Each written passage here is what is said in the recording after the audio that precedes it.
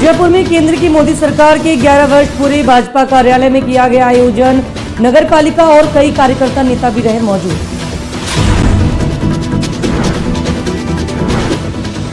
लखनऊ में एआईपीएमएस के राष्ट्रीय अध्यक्ष ने की प्रेस वार्ता। डॉक्टर शाकिर अली मंसूरी ने बनाया नया संगठन। 5 राज्यों के प्रदेश अध्यक्ष किए नियुक्त।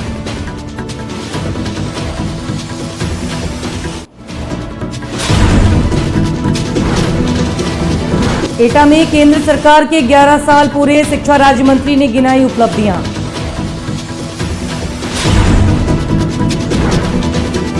कानपुर में हिंदू बताकर युवती से की दोस्ती। शादी की बात पर धर्म परिवर्तन बनाने का लगा दबाव।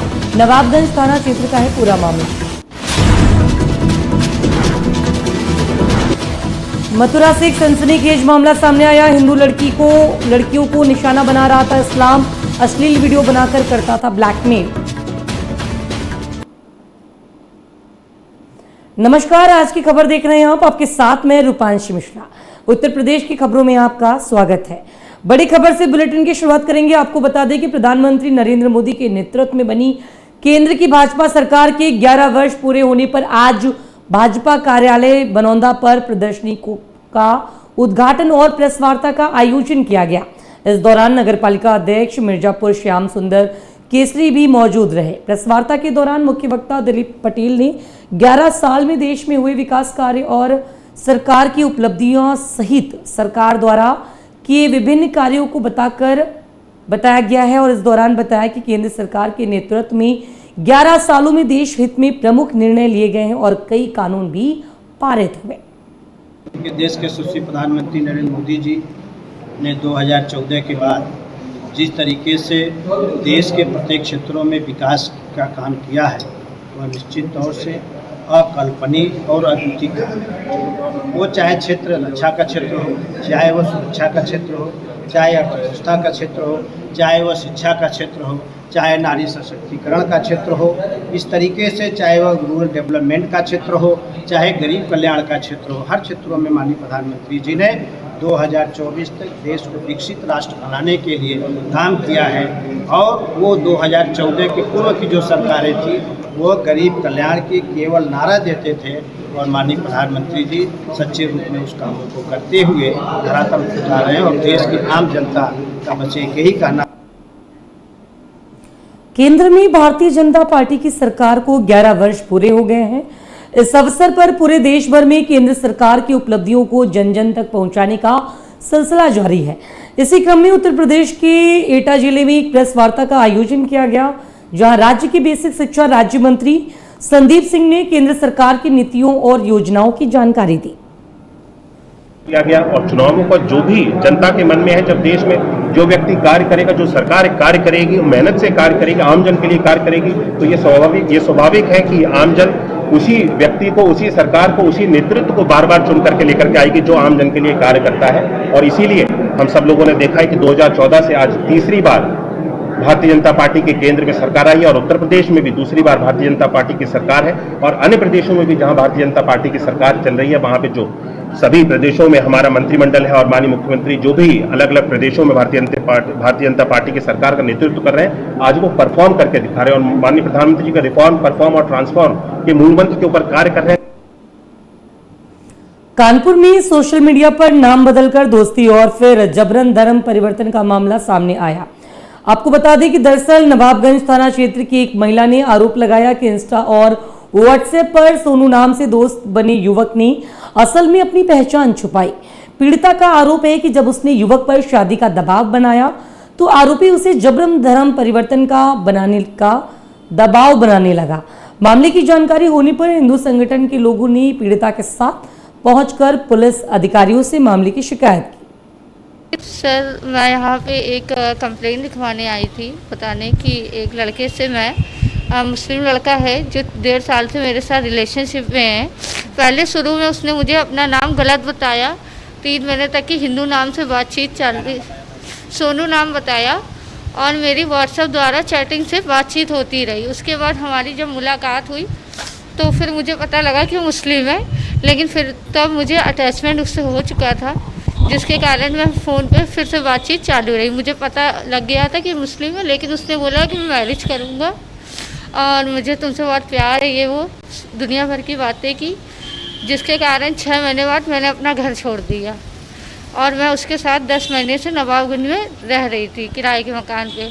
जब 10 महीने ओवर हो गए, उसने 6 महीने का समय मांगा था, जब 10 महीने ओवर हो गए तब मैंने उससे शादी का जो प्रेशर बनाया तो वो मुझसे कंडीशन रखने लगा कि तुम्हें पहले मुस्लिम बनना पड़ेगा और ये जो तुम्हारे हाथ में ओम बना है इसको हटाना पड़ेगा। तो हमने कहा डे 1 से ही मैंने तुम्हें सब कुछ बता दिया था कैसे क्या है, तुम्हें पता है मेरा नेचर क्या है। तो उसके बाद इसमें थाना नवाबगंज में एक लड़की है, उसमें जो है एक प्रकरण संज्ञान में है, उसमें जांच कर जो है पुलिस कार्रवाई करेगी और पुलिस के द्वारा इसमें जो है अभी पंजीकृत कार्रवाई की जाएगी।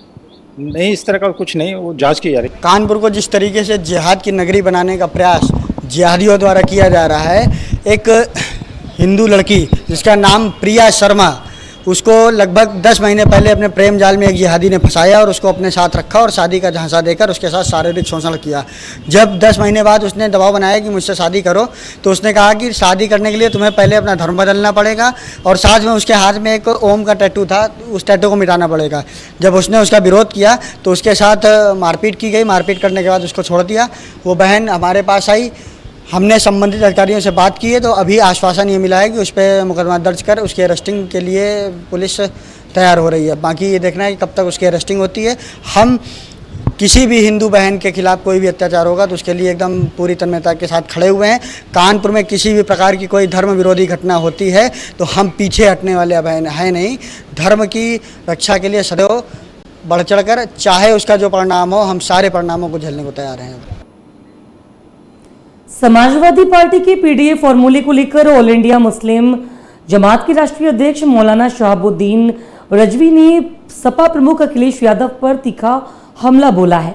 उन्होंने कहा है कि सपा के पीडीए फॉर्मूले में मुसलमानों को पूरी तरह से नजरअंदाज किया गया, जबकि मंच से बोलते समय अखिलेश यादव मुस्लिम समाज का जिक्र तक नहीं करते।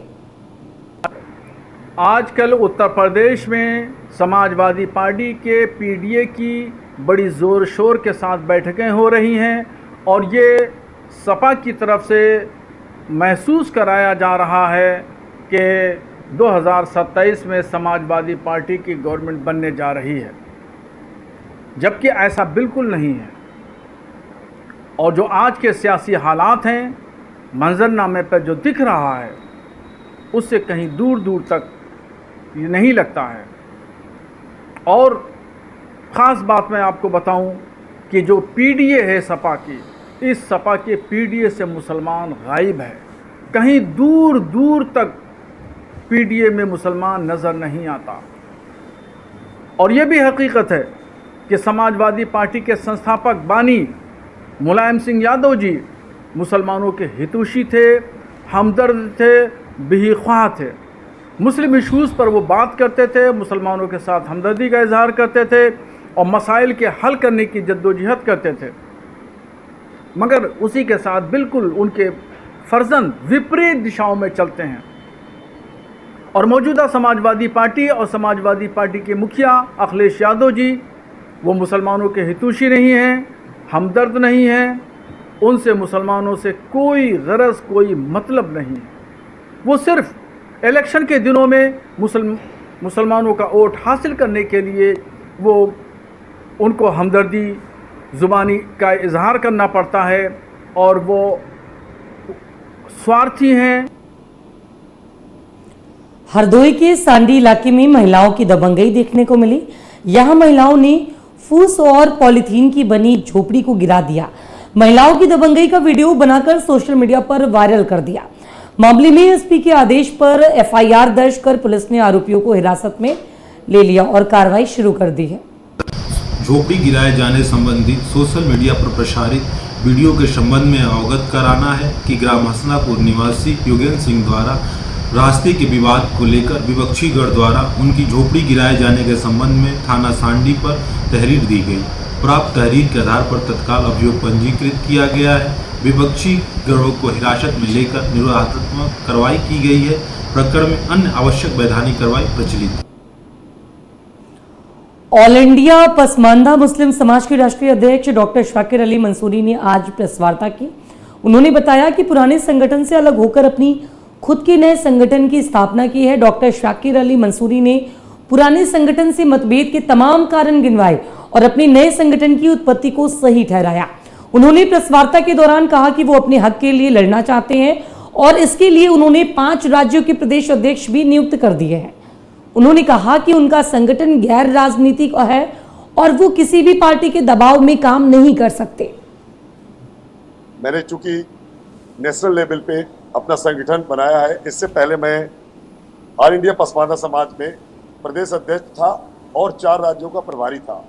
लेकिन मैंने महसूस किया कि जो मेरी मांगे थी, जो मैं करना चाहता था, उसको जो ऑल इंडिया पसमानदा समाज के संस्थापक थे वो किसी पार्टी के दबाव में मुझे खुल के काम नहीं करने दे रहे थे।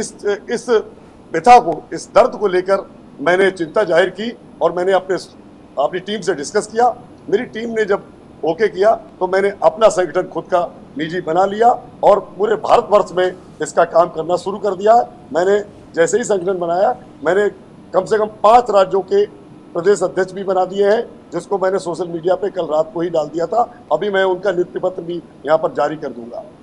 ये मेरा जो संगठन है ये गैर राजनीतिक है और कोई राजनीतिक व्यक्ति इस संगठन को अपनी तरह से चलाना चाहे, it can not be possible. मैं गैर राजनीतिक संगठन चला रहा हूँ, मैं किसी पार्टी के दबाव में काम नहीं कर सकता हूँ। और मेरी जिस तरह से जाति जनगणना की मैं मांग करना चाहता था और मैं जो ज्वलंत मुद्दे थे जिन्हें मैं उठाना चाहता था, जिसकी वजह से मैंने मेहनत किया, मैंने संगठन खड़ा किया प्रदेश में, मैंने मध्य प्रदेश, राजस्थान, बिहार, दिल्ली में संगठन खड़ा किया।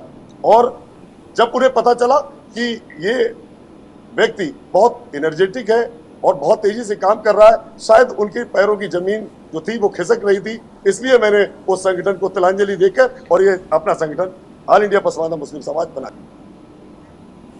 मथुरा से एक सनसनीखेज मामला सामने आया है। यहाँ पर एक मुस्लिम युवक हिंदू लड़की को टारगेट करता था और उनको कॉलेज छोड़ने के बहाने उनसे दोस्ती करता था। इसके बाद वह लड़कियों के अश्लील फोटो और वीडियो बना लेता था। हिंदू संगठन के विरोध के बाद आरोपी को गिरफ्तार करके पुलिस ने जेल भेज दिया है।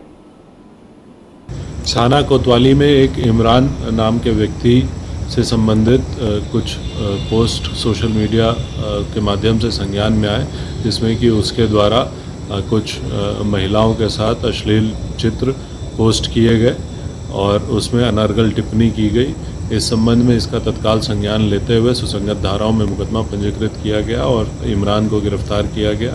जिन भी महिलाओं के साथ उसने फ़ोटो डाली है उन सभी से पुलिस संपर्क कर रही है और उनसे भी तहरीर प्राप्त कर और भी इस पर मुकदमे पंजीकृत किए जाएंगे।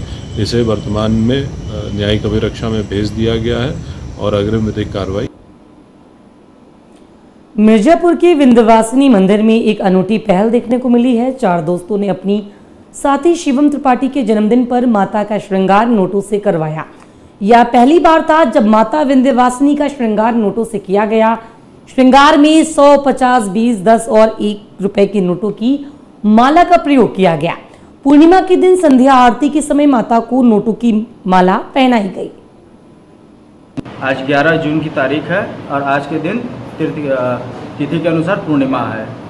माँ भगवती के धाम में हम और हमारे एक परम मित्र हैं जिनका नाम शिवम त्रिपाठी है, उनके जन्मदिन के उपलक्ष्य में हम लोगों ने 3-4 मित्रों ने मिलकर ये प्लान बनाया था कि माँ भगवती का भव्य श्रृंगार वित्तीय नोटों यानी कि कागजी मुद्रा से माता जी का भव्य श्रृंगार कराया जाए, जिसकी प्लानिंग हम लोग काफ़ी समय से कर रहे थे। अपने पास से जुटाया गया और उसको धीरे धीरे करेंसी के रूप में बदलते हुए उसका एक बढ़िया माला, भव्य माला बनवाया गया, जिसमें 100 के नोटों का माला था, 100 के नोटों का माला है, 50 के नोटों का माला है, 20 के नोटों का माला है, 10 के नोटों का माला है और 1 के नोटों का माला है।